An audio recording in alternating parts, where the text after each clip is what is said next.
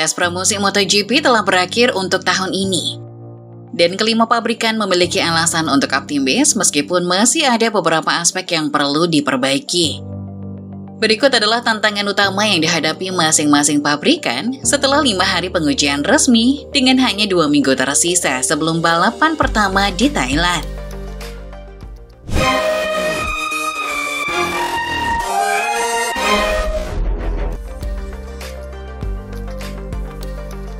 Ducati.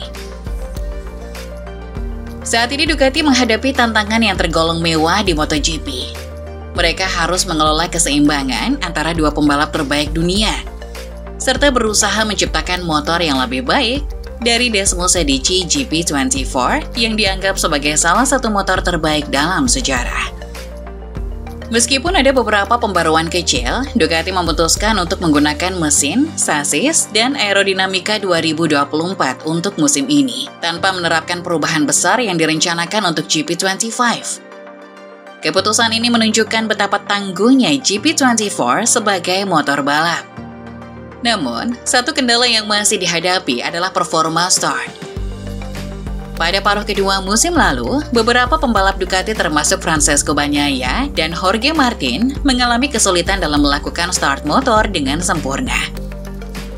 Masalah ini tampaknya belum sepenuhnya teratasi untuk musim 2025. Kemungkinan akibat dari kombinasi motor 2024 dengan beberapa elemen 2025 yang belum sepenuhnya terkalibrasi. Meskipun demikian, jika hanya masalah start yang menjadi kendala, Ducati masih dalam posisi yang sangat kuat. Aprilia. Sesi pramusim Aprilia sempat terganggu akibat cedera yang dialami Jorge Martin dan Raul Fernandez pada hari pertama tes di Sepang. Fernandez dapat kembali beraksi di Buriram, tetapi Martin harus absen sehingga sebagian besar pengembangan RSGP dilakukan oleh Marco Bezzecchi. Meskipun awalnya tidak dianggap sebagai pembalap penguji yang ideal, Bezzecchi menunjukkan performa yang mengesankan. Manajemen Aprilia, termasuk Paolo Bonora, memberikan penilaian positif terhadap kontribusinya. Hasil tes di Buriram juga memperlihatkan peningkatan, dengan Bezzecchi mencatat waktu tercepat ketiga, hanya kalah dari Marc Marquez dan Alex Marquez yang menggunakan Ducati. Keberhasilan Bezzecchi dalam mengembangkan motor menjadi titik terang bagi Aprilia, meskipun masih perlu dilihat apakah ia dapat memimpin tim setelah Martin kembali bertanding di seri pembuka musim. KTM. Berbeda dengan Ducati yang mempertahankan paket kompetitifnya, KTM masih menghadapi masalah yang sama seperti tahun lalu. Salah satu kendala utama adalah getaran pada bagian belakang motor RC16 yang telah menjadi keluhan para pembalapnya sejak musim sebelumnya. Masalah ini belum ditemukan solusinya untuk 2025, dan jika terus berlanjut, KTM bisa kesulitan menyaingi Ducati. Selain itu, mereka juga harus menghadapi tantangan lain, yaitu mempertahankan Pedro Acosta yang menjadi pembalap KTM tercepat di Buriram dengan selisih 0,6 detik dari rekan setimnya. Jika KTM tidak bisa segera meningkatkan performa, mereka beresiko kehilangan pembalap berbakat tersebut.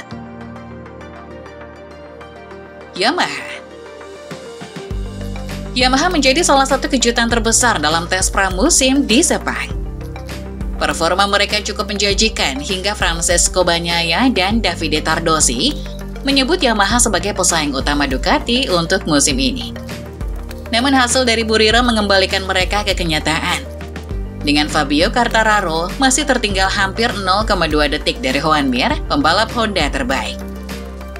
Meskipun mengalami kemajuan dibanding tahun lalu, masalah grip masih menjadi kendala utama bagi Yamaha.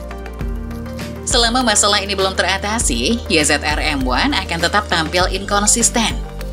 Namun perubahan organisasi yang dilakukan sejak 2023 mulai menunjukkan hasil, sehingga ada harapan Yamaha bisa memenangkan balapan di musim ini, meski bukan dalam waktu dekat.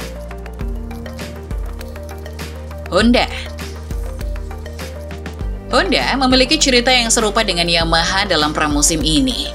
Meskipun terlihat ada kemajuan, mereka masih belum cukup kompetitif untuk bersaing di podium atau meraih kemenangan. Di Sepang, performa Honda masih jauh dari harapan. Tetapi di Buriram, mereka menunjukkan peningkatan yang signifikan. Juan Mir mencatat waktu terbaiknya yang lebih cepat 0,6 detik dibandingkan dengan catatan waktu kualifikasi Q2 tahun lalu.